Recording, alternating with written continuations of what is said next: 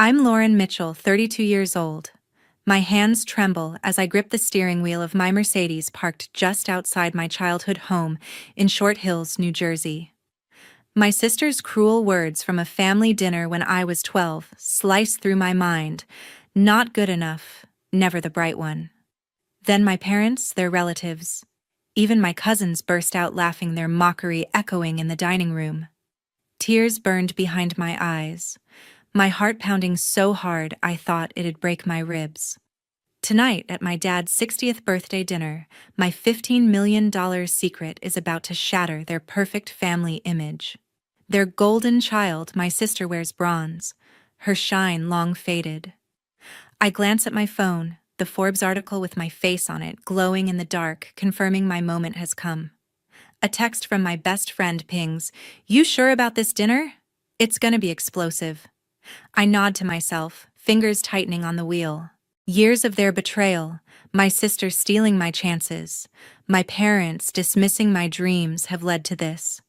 My company, my wealth, my truth will hit them where it hurts most. Before I dive into my story, I want to know what time it is, where you are, and what city you're watching from. I'm thrilled to see how far my story reaches. Hit like and subscribe to join me on this journey of turning family betrayal into freedom. Growing up in Short Hills, New Jersey meant living in a neighborhood where lawns were always trimmed and parents pushed their kids to excel in school like it was a competition. Our family home was a typical colonial-style house, the kind that looked impressive on the outside, but hid all the pressure inside. My father, Joseph Mitchell, was a tenured physics professor at a nearby university, setting the tone for everything with his strict standards. He spent evenings grading papers and expected the same level of precision from us. My mother, Kimberly Mitchell, had once run her own interior design business, creating beautiful spaces for clients, but she gradually gave it up to support my father's career. She started skipping her own networking events to attend his department meetings, and by the time I was in kindergarten, her design sketches sat forgotten in the attic. My sister, Stephanie Mitchell, 2 years older, was the one who fit perfectly into that world. She absorbed facts like a sponge, acing every test without breaking a sweat. Dad would light up when she brought home straight A's, buying her new books, or taking her to special dinners as rewards. Stephanie's room filled with trophies from math competitions and science fairs, while mine stayed bare. I showed early signs of creativity, solving problems in ways that weren't straight from the textbook. In kindergarten, I organized a group game where kids traded toys based on what they needed, like a mini economy. My teacher praised my ability to see connections, but when Dad heard, he asked if I was keeping up with basic counting. By 4th grade, I clutched my first high score on a coding assignment, an A, after weeks of practicing simple programs on the family computer. I rushed home, bursting into the living room where Dad sat reviewing his lecture notes. "Dad, look at this. I built a program that sorts numbers automatically." He glanced at the paper, pushing his glasses up. "That's better than usual, Lauren. Keep practicing." For a moment, I felt a spark of hope. Then Stephanie walked in, waving her perfect score on a physics quiz. The teacher said I got the hardest question right that no one else did. Dad's face transformed, beaming as he examined her paper. "Outstanding, Stephanie. This natural aptitude will open doors for you." He turned to me. "Why can't you apply yourself like your sister?" Mom stood in the kitchen doorway, her eyes meeting mine with a flicker of sympathy, but she said nothing, just squeezed my shoulder. Later at dinner, while Dad spent the meal dissecting Stephanie's answers. The patterns stuck through elementary school. Stephanie's perfect grades earned her praise and privileges like extra allowance for academic excellence. I excelled in creative subjects like designing a neighborhood map app idea for fun, but struggled with rote memorization in science. My grades were solid B's, but that meant try harder suggestions from Dad. The 6th grade tech fair hit hard. I created a project tracking weather patterns with basic code, collecting data from local stations and predicting trends. It was beyond what most kids did, involving real algorithms I learned from online tutorials. Stephanie submitted a standard circuit board demo, the kind from kits everyone used. Hers won first place. On the drive home, Dad explained, "Your project was interesting, Lauren, but science demands accuracy, not guesses." Stephanie's ribbon sat on the dashboard, mine crumpled in my backpack. What Dad didn't see was my growing interest in tech investments. At 10, I started scanning his discarded newspapers for articles on emerging companies. Words like startup and venture capital puzzled me at first, but I tracked patterns, noting how innovative apps solved everyday problems and boosted stock values. One breakfast, I shared my first insight. "Dad, that app company in the news could skyrocket because it fixes a common user issue no one else has." He folded the paper, amusement in his voice. "What do you know about markets, Lauren?" I explained my reasoning from patterns I'd spotted. "Companies like that usually rise 20% in 6 months after launch." When it happened exactly as I predicted, I showed him the update. "Lucky guess," he said, turning to quiz Stephanie on her upcoming test. That dismissal pushed me to develop my skills in secret. I hid a notebook under my bed, simulating investments with fake money. But the real blow came with the scholarship letter. In 6th grade, my tech teacher recommended me for a special program at a prestigious STEM academy, sending an acceptance letter with partial funding.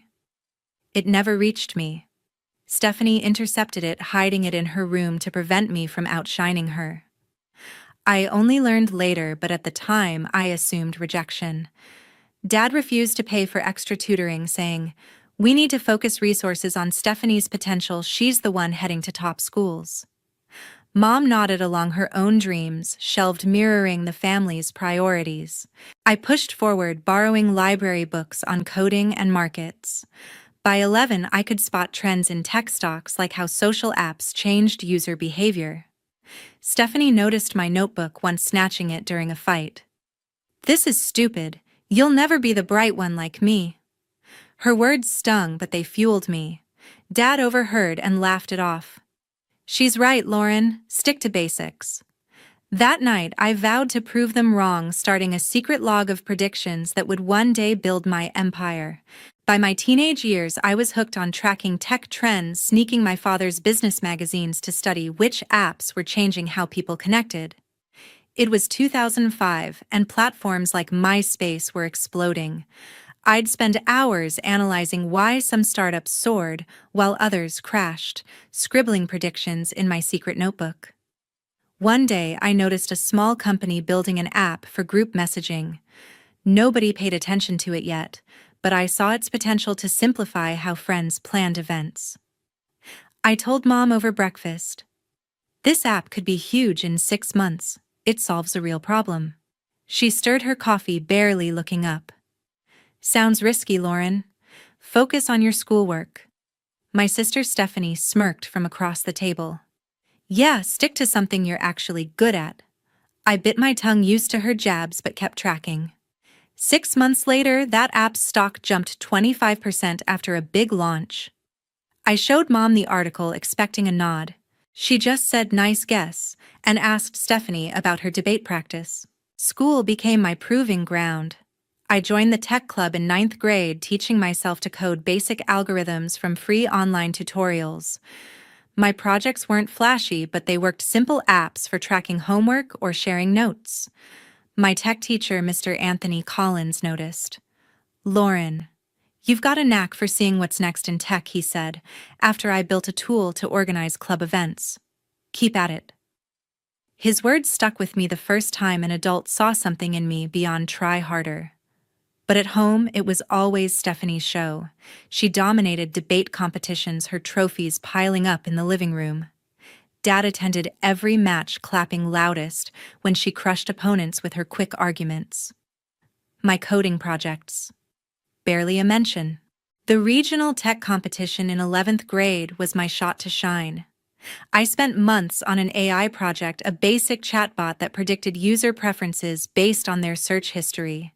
It was rough, but ahead of its time for a high schooler in 2007. I poured everything into it, testing late into the night, fueled by the idea of finally earning some respect. When I got the call that I'd made the finals, I raced to tell my parents. Dad, Mom, I'm in the regional tech finals. Dad looked up from his laptop. That's nice, Lauren. When is it? I told them the date, my voice shaking with excitement. Mom frowned. That's the same day as Stephanie's state debate finals. It's a big deal for her college apps. They chose her event without a second thought. I competed alone, presenting to a packed auditorium, my hands sweaty but steady. My chatbot took first place, beating out projects from private school kids with better resources. I called home, expecting Mom to pick up. I won, Mom. Her voice was distracted. That's great, honey. Stephanie got second in debate, such a close call.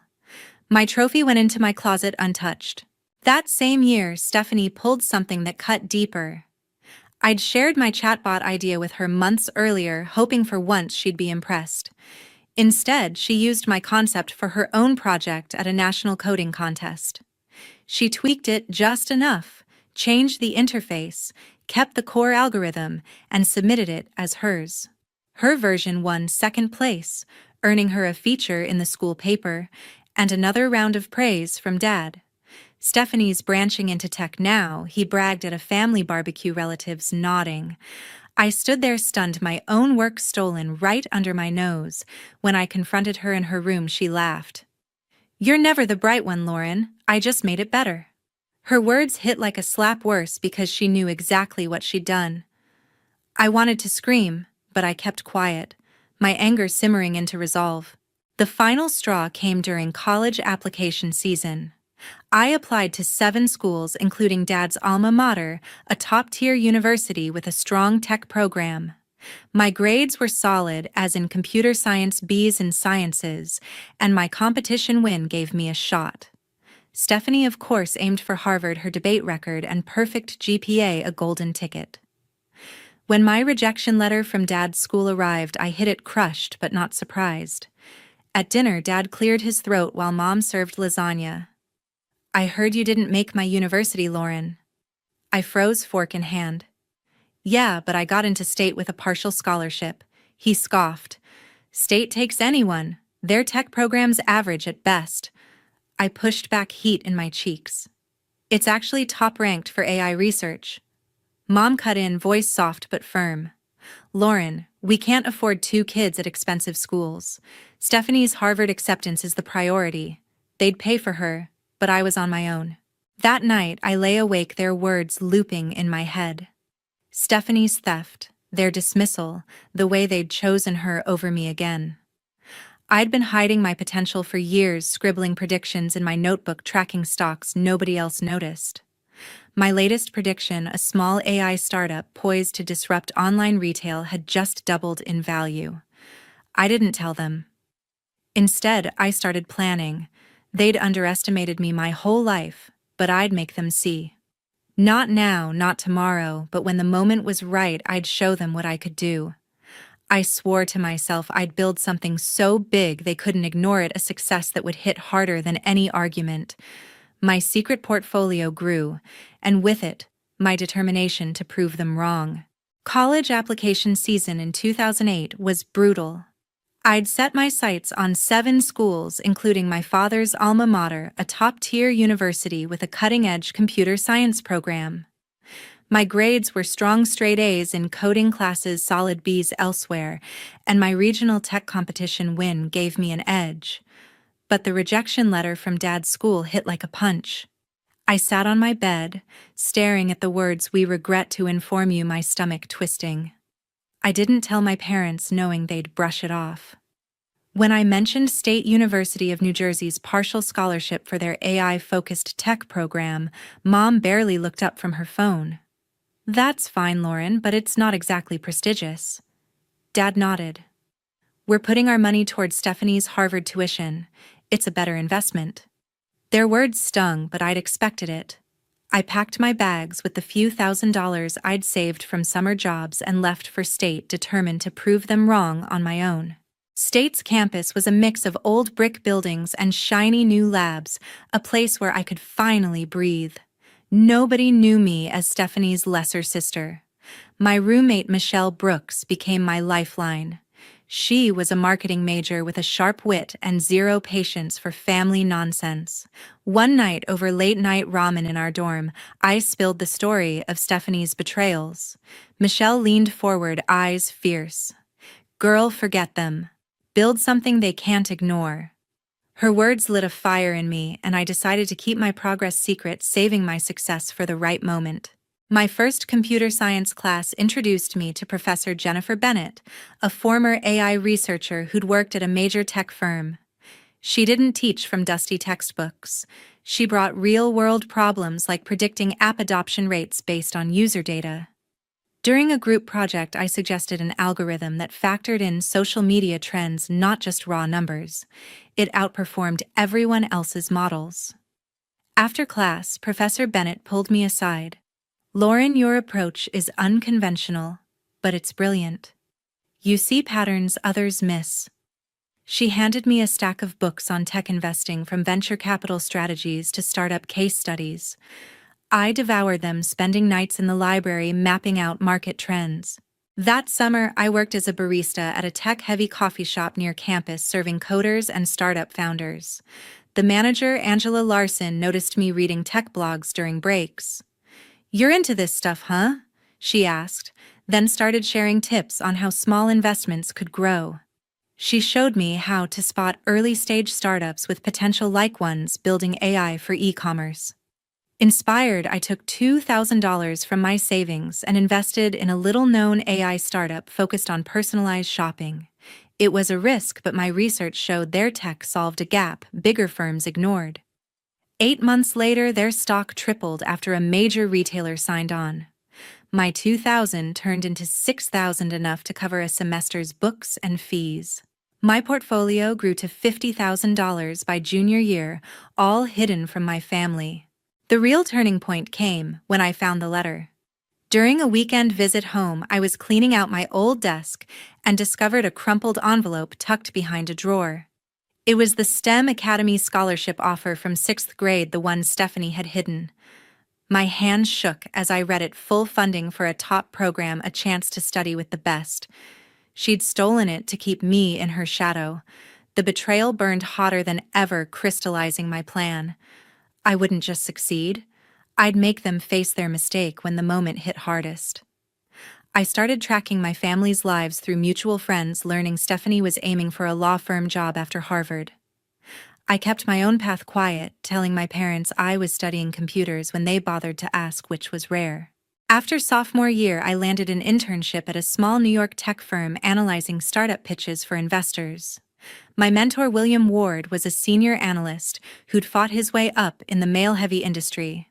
"Tech's a tough field for women," he warned me on my first day. "You'll need to be sharper than everyone else." I thought of Stephanie's theft, my parents' dismissal, and nodded. "I've been ready for years." William taught me how to pitch to skeptical investors, navigate boardroom egos, and trust my instincts on market shifts. My first big call was recommending a niche AI company focused on data privacy. The firm ignored it, calling it too speculative. I invested $10,000 from my portfolio. 6 months later, that company's stock soared 200% after a government contract. My colleagues started noticing me, but I stayed low-key, saving my wins for myself.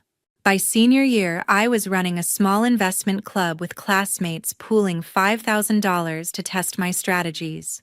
We focused on AI startups using my mix of market data and social trend analysis. Our fund grew 40% in a year, catching the eye of the campus newspaper. I didn't send the article home. Instead, I kept building my portfolio, reinvesting every dollar and planning for the day I'd face my family. Michelle caught me late one night staring at that old scholarship letter. "You're really going to make them regret this, aren't you?" she asked. I smiled, my resolve hardening. "Wait until they see what I've built." I pictured the moment, some big family event, their faces when they learned the truth. That scholarship theft wasn't just a betrayal. It was the fuel for my revenge. I swore I'd reveal everything when it would hit them hardest, when their perfect image would crack wide open. After graduating with honors in computer science in 2012, I moved to New York, diving headfirst into the tech world. My first job was an entry-level analyst position at a mid-sized investment firm evaluating AI startups for senior partners. Most of my colleagues came from Ivy League schools, their confidence backed by fancy degrees and family connections. They sized me up a state grad with off-brand sneakers and dismissed me as out of my league. I kept my head down using the skills I'd honed in college. 3 months in, I spotted a pattern in user data that screamed potential for an AI-driven advertising platform. I pitched it to the team, blending market metrics with social media trends. The senior partner, Jonathan Grant, raised an eyebrow. "Interesting, Lauren, but too risky for our clients." They went with safer bets. I invested $15,000 of my own money in that platform. 6 months later, it landed a deal with a major ad agency, and its stock surged 250%. My portfolio hit $100,000, but I didn't say a word. That quiet win set the stage. I climbed the ranks fast, becoming a senior analyst by 26, the youngest in the firm. My approach, mixing hard data with cultural shifts, caught the eye of Jonathan, who started pulling me into high-stakes meetings. I advised on deals that outperformed the market by 30%, building a reputation for spotting what others missed. By 28, I took a leap and launched Tech Insight, my own investment firm focused on AI startups nobody else dared touch. I poured $800,000 of my savings into it, working 18-hour days in a tiny Brooklyn office. The first year was brutal, pitching to skeptical clients who questioned my age and gender. Then, Eric Blackwell, a tech founder who'd sold his company for $40 million, took a chance on me. "I like how you think outside the box," he said, handing me $5 million to invest. My strategy paid off, growing his portfolio 50% in a year. Word spread, and Tech Insight's client list exploded. By 2025, we managed $1 billion in assets, and my personal net worth hit $15 million. I bought a sleek Manhattan condo with views of the Hudson, but nobody back home knew. I kept my family in the dark. On visits to Short Hills, I rented cheap compact cars and wore plain sweaters to blend in. My parents still saw me as the kid who messed around with computers. My sister Stephanie had graduated Harvard Law and landed a job at a corporate firm, but I heard through mutual friends that her career was stalling. She'd lost key clients, racked up credit card debt to keep up her polished image, and was scrambling to maintain the golden child aura. My parents didn't notice, still gushing about her law school pedigree at every holiday dinner. They barely asked about my work. Once over Thanksgiving, Dad glanced at me across the table. "Still doing that computer stuff, Lauren?" I nodded, dodging details. "Something like that." Mom chimed in, "Stephanie's handling a big case now, such a demanding job." I smiled tightly, already planning. Through Michelle Brooks, my college friend, I kept tabs on my family's situation. She'd stayed close to mutual acquaintances in Short Hills and passed along news. Stephanie's firm was downsizing, and she was on thin ice after losing another client. My parents' house needed major repairs, leaky roof, outdated wiring, and they were strapped for cash, even talking about taking out a loan. Michelle texted me one night, "Your sister's drowning in debt. Your parents are clueless." I sat in my condo staring at the message, a plan crystallizing. My father's 60th birthday dinner was coming up, a big family event with relatives and colleagues. It was the perfect stage. They'd built their whole image around Stephanie's success, oblivious to her cracks and my empire. I'd waited years for this, since the stolen scholarship, the copied code, the dismissed dreams. This was my moment to break their illusion. I started preparing. I pulled up Tech Insight's performance report, screenshots of my Forbes feature as the AI investment queen, and double-checked my net worth numbers. Every visit home I'd played small, letting my parents call my work fiddling with stocks, or VO Van, as Mom once put it in a rare phone call. "Why don't you get a stable job like Stephanie?" she'd asked, oblivious to my billion-dollar firm. I didn't correct her. Instead, I bought a tailored suit for the dinner, one that screamed success without saying a word. I booked a luxury rental car, not the usual beat-up sedan, for the drive to Short Hills. Michelle called me the week before. You're really doing this, aren't you? Blowing it all up. I laughed, my voice steady. They've had it coming for years. My sister's struggles, my parents' blind favoritism, their crumbling finances. It all lined up. The birthday dinner would be their stage, but my spotlight. I'd reveal everything, not just to prove them wrong, but to make them feel the weight of their choices. I pulled into my parents' driveway in Short Hills, the sleek lines of my luxury rental car a stark contrast to the compact junkers I'd driven on past visits. My tailored suit hugged my frame, a silent signal of the truth I'd hidden for years.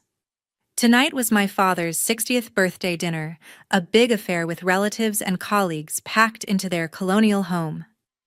I'd planned this moment since I found that stolen scholarship letter, since Stephanie copied my code, since my parents dismissed my dreams as Van.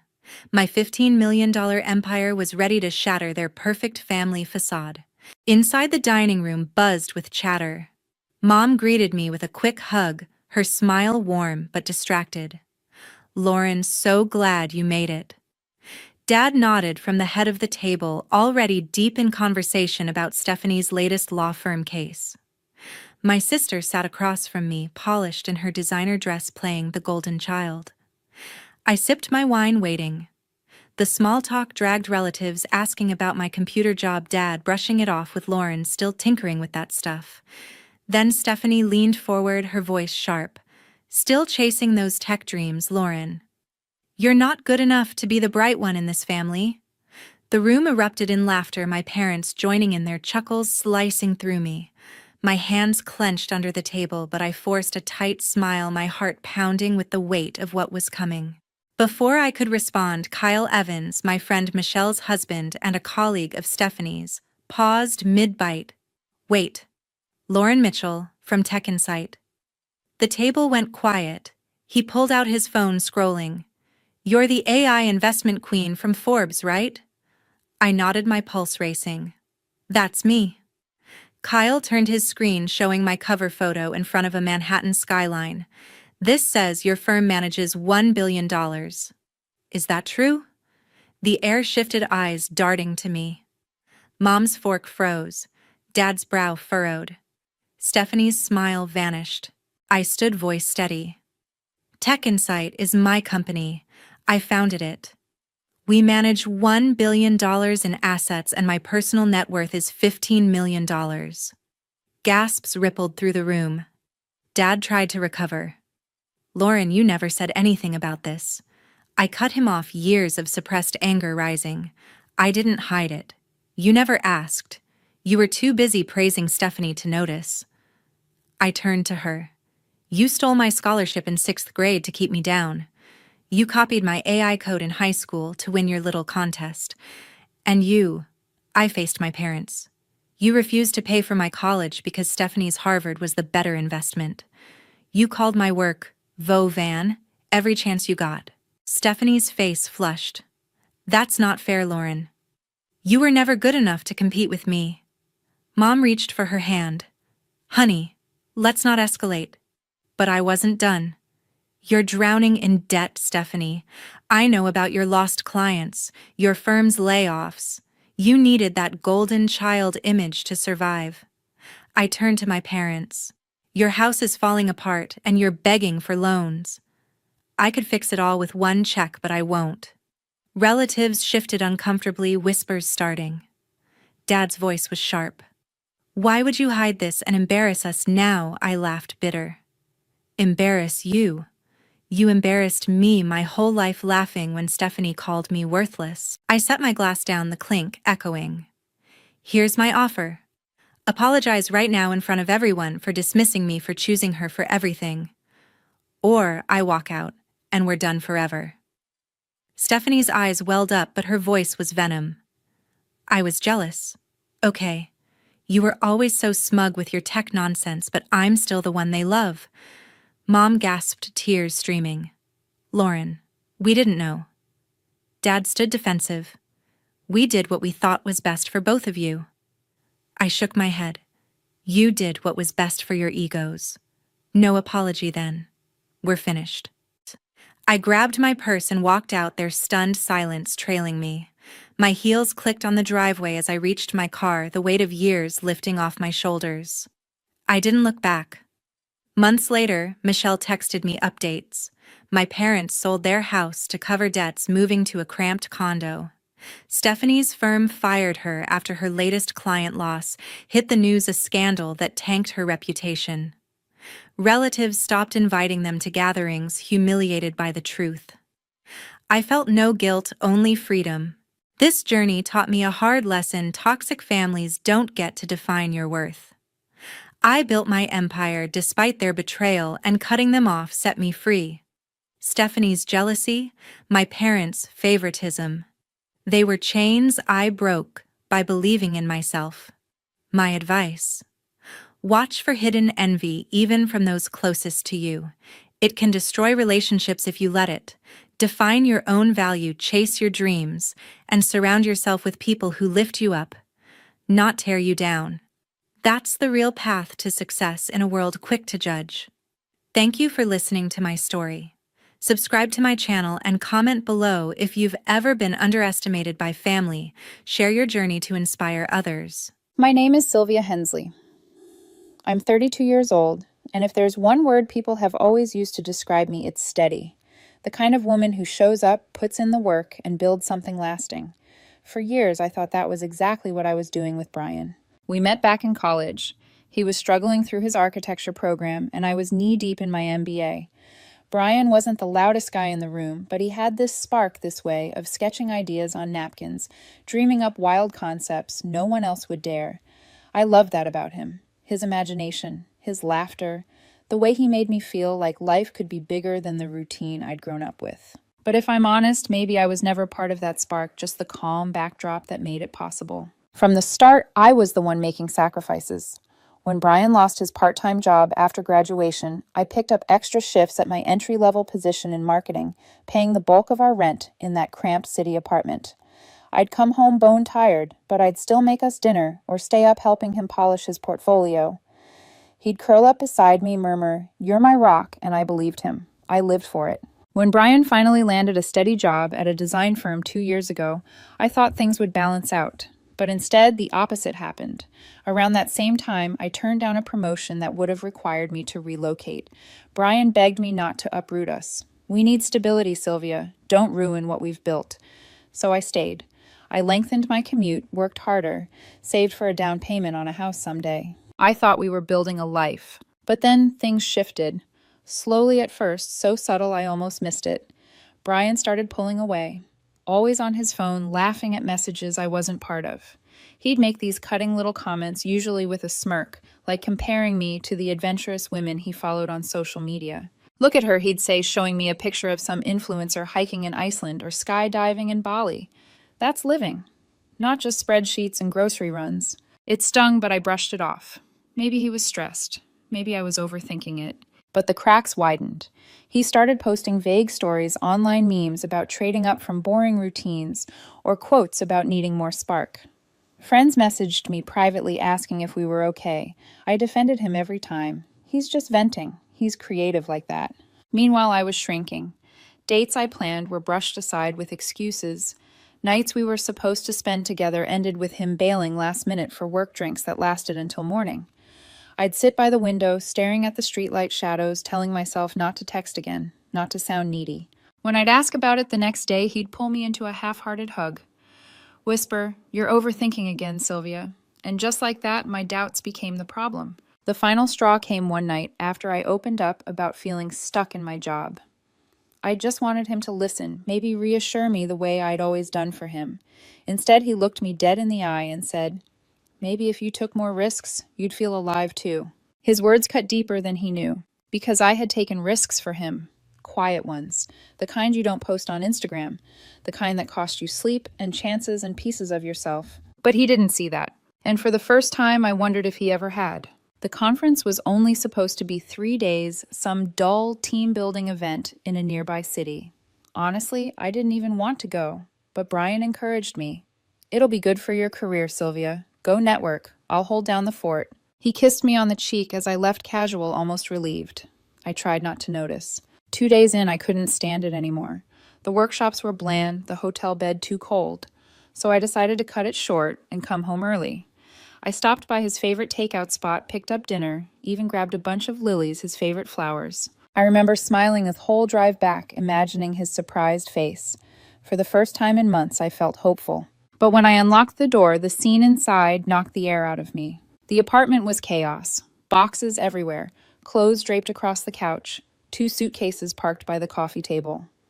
At first, I thought Brian was packing until I heard laughter from the kitchen. I froze. Brian was there, unpacking groceries with a woman I'd never seen before. She was tall, all tousled hair, and effortless charm, standing close enough that their arms brushed. She reached over, touched his shoulder, and he laughed like she was the best thing that had ever happened to him. The flowers slipped in my hand, petals bending under my grip. Brian. My voice didn't even crack, though, inside everything tilted. He spun around, surprise, flashing for only a second before his expression hardened into something I'll never forget: indifference, almost irritation. "Oh, you're back early," he said, like I'd interrupted a meeting. The woman glanced at me, then at him, her smirk curling, as if she'd already claimed the space. "What's going on?" I asked. Eyes darting to the boxes, one of them spilling over, with women's shoes that weren't mine. Brian sighed, set down the bag of groceries, and walked toward me. No hug, no apology, just a flat stare. "Sylvia, we need to talk." The woman leaned against the counter like she belonged there. "I'm Vanessa," she added smoothly, as if introductions in that moment weren't absurd. I blinked at her, then back at Brian. "You've been seeing her." He didn't deny it, didn't flinch. "For a couple months, yeah. She's moving in." The words landed like punches. Moving in. Our apartment. Our home. I stared at him, at the life we'd built together. My paychecks covering rent, my late nights helping him through deadlines, and he dismissed it all with a shrug. "You told me that art mixer was for work," I whispered, remembering the night he came home smelling like wine, claiming networking. Brian's tone was condescending, like I was a child. "We grew apart, Sylvia. You've always been my safety net, but I need more than that. Vanessa gets me. She pushes me to take risks, to really live. You're too predictable." Vanessa's smile widened, victory written all over her face. My chest tightened. I wanted to scream, to throw the flowers in his face, to demand how 5 years could be erased so easily. But instead, I set the bouquet gently on the table beside the takeout bag, my hands trembling. "So that's it?" I asked quietly. 5 years, and you move her in while I'm gone." Brian crossed his arms, already defensive. "Don't be dramatic. The lease is in both our names. You'll figure it out. If you really loved me, you'd be happy. I'm happy." Those words, so casual, so cruel, burned into me. And in that moment, I realized Brian wasn't just betraying me. He was rewriting the entire story, painting me as the obstacle while he played the hero in his own fantasy. I didn't argue. I didn't beg. Instead, I turned toward the bedroom, my voice steady, though my world had collapsed. "I'll pack a bag." Behind me, Vanessa laughed softly like she'd already won. But she had no idea who she was underestimating. I didn't cry. Not in front of him, not in front of her. I walked into our bedroom. My bedroom, and grabbed a duffel. Essentials, only a week's worth of clothes, my laptop, important documents. My hands were steady, even though my chest felt like it was splintering apart. Brian lingered in the doorway, Vanessa hovering just behind him, watching like a spectator at some petty drama. "You're really just leaving like that?" Brian asked, incredulous, as if I were the one abandoning him. "Seems like you've already decided," I said without looking up, zipping the bag. My tone was even, but each word carved deep. His jaw tightened. He wanted me to fight, to beg, to validate his narrative. I refused to give him the satisfaction. I slung the bag over my shoulder and walked past them. Vanessa smirked, her perfume sharp in the air.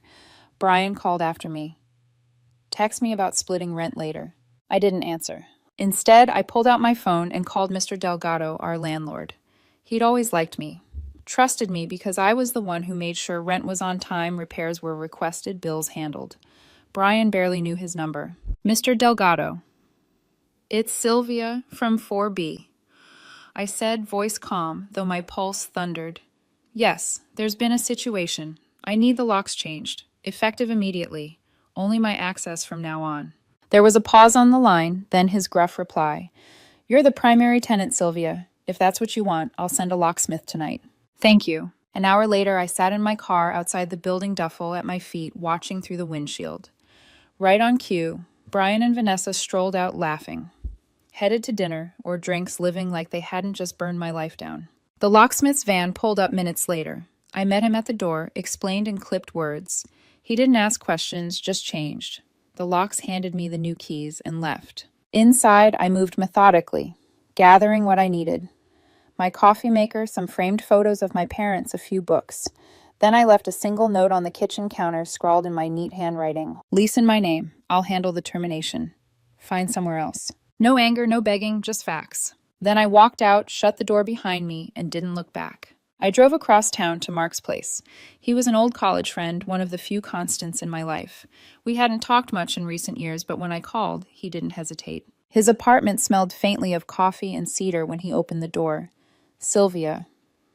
His eyes widened as he took in my duffel bag, the exhaustion carved into my face. Can I crash here for a bit? My voice cracked for the first time that night. Of course, he said, without hesitation, stepping aside. Stay as long as you need. No pity, no interrogation, just quiet acceptance. He handed me a beer, showed me to the spare room, and left me alone. I sat on the bed, the silence pressing in. For the first time all day, I let myself breathe. Let the betrayal sink in. The flowers still wilting on the kitchen table back home. The sound of Vanessa's laughter echoing in my head. It wasn't just about Brian cheating. It was the way he discarded me, like I was a stepping stone he'd outgrown.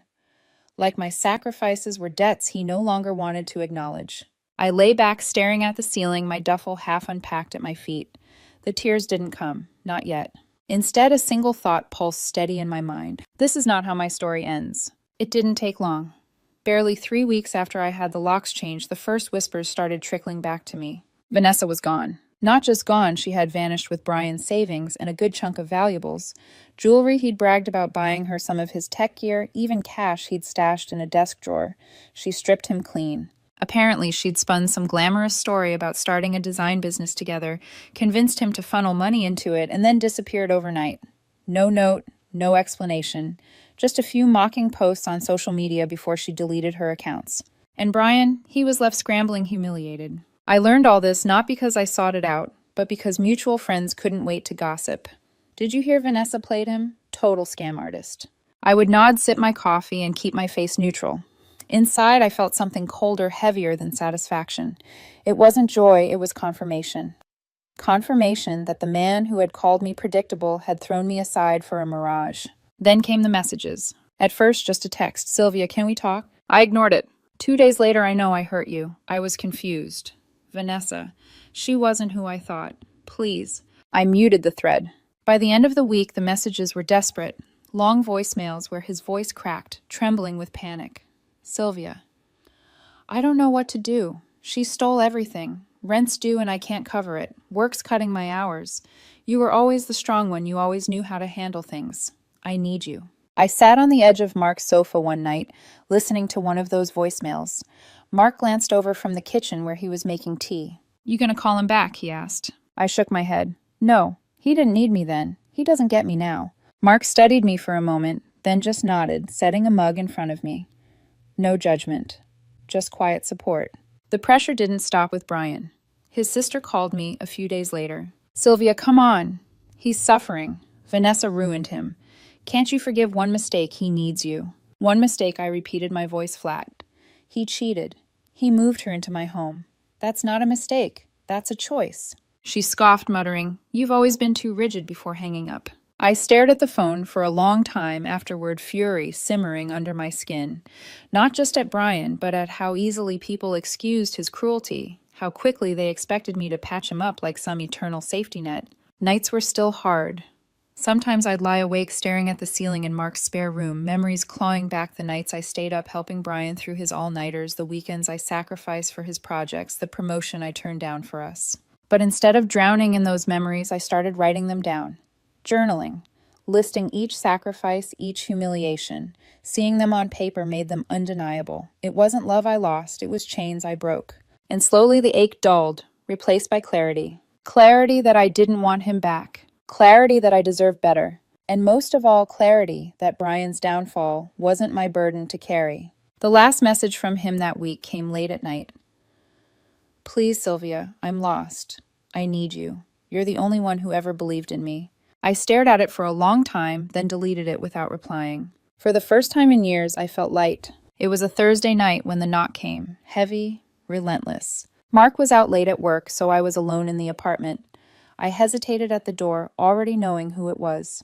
When I opened it there, he stood Brian. He looked nothing like the man who had smirked beside Vanessa weeks earlier. His shirt was wrinkled, his hair unkempt, dark circles hollowing his eyes, in his arms a cardboard box. "Sylvia," he breathed out as if saying my name might fix everything. "I brought some of your stuff, things I found in the closet. Thought you might want them back." I glanced at the box old mugs, a scarf, a book I'd forgotten about. Not nearly enough to justify showing up at my door. His real cargo was the desperation in his eyes. "Brian, you shouldn't be here," I said firmly, blocking the doorway. "Please, just hear me out," he pleaded, his voice cracking.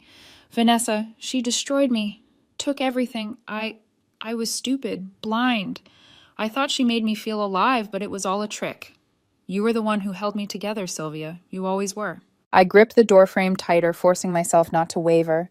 His words, once the ones I'd longed to hear, now rang hollow. Too late. "I can't do this with you," I said quietly. "Not anymore." His expression twisted desperation, morphing into anger.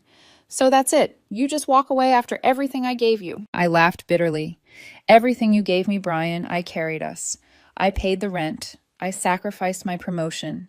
I gave you years of my life while you chased distractions, and you repaid me by moving her in." He flinched, but then his jaw hardened. "I made a mistake, Sylvia. Everyone makes mistakes. Why can't you just forgive me? Why can't you fight for us?" "Because you didn't fight for me," I said, voice sharp as glass. For a moment, silence stretched between us. The hallway light flickered above his head, throwing shadows across his face. He looked smaller than I'd ever seen him, like the weight of his choices had finally crushed the illusion he'd built. His voice dropped to a whisper. "I need you. Please, don't let me drown." I steadied my breathing, my heart pounding, but my resolve unshaken. "You're not mine to save anymore." Something broke in his expression then. Desperation snapping into bitterness. "Fine," he spat, shoving the box against the doorframe so hard the mugs clinked. "Be cold.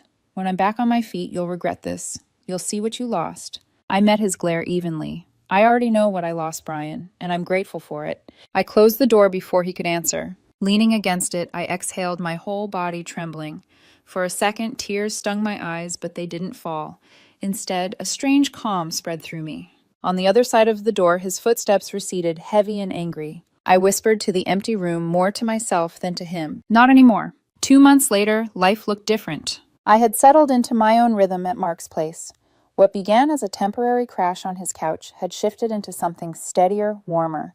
Mark never pushed, never pried, just made space for me to breathe, to rebuild.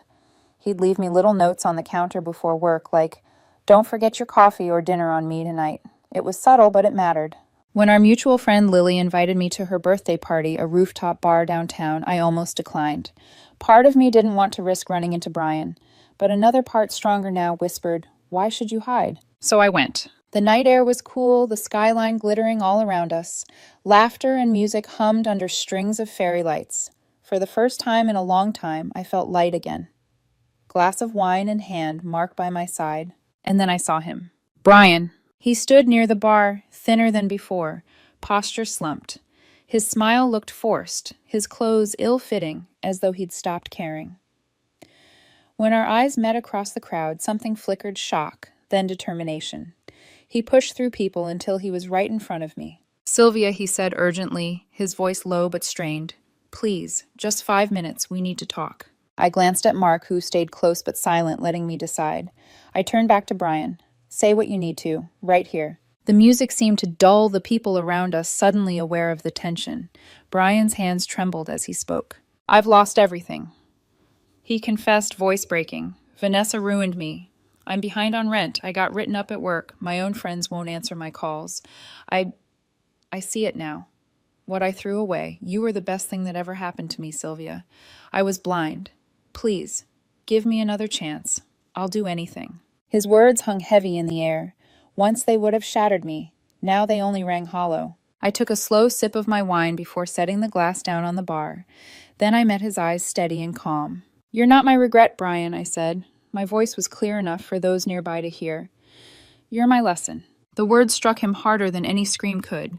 His face crumpled humiliation flashing before he tried to mask it, but it was too late. The crowd had already noticed. I didn't flinch, didn't soften. Whatever path you're on now, it's yours alone. Mine doesn't include you. From across the rooftop, Mark caught my gaze and gave the smallest nod. When I stepped away from Brian, Mark fell into stride beside me, his hand brushing lightly against mine. It wasn't a claim, just a presence, steady, solid, safe. Behind me, I felt Brian's stare burning into my back, but I didn't turn. For the first time in years, I walked forward without looking over my shoulder. The city lights shimmered overhead, the night air cool against my skin, and a quiet certainty bloomed in my chest. This chapter was over. Completely.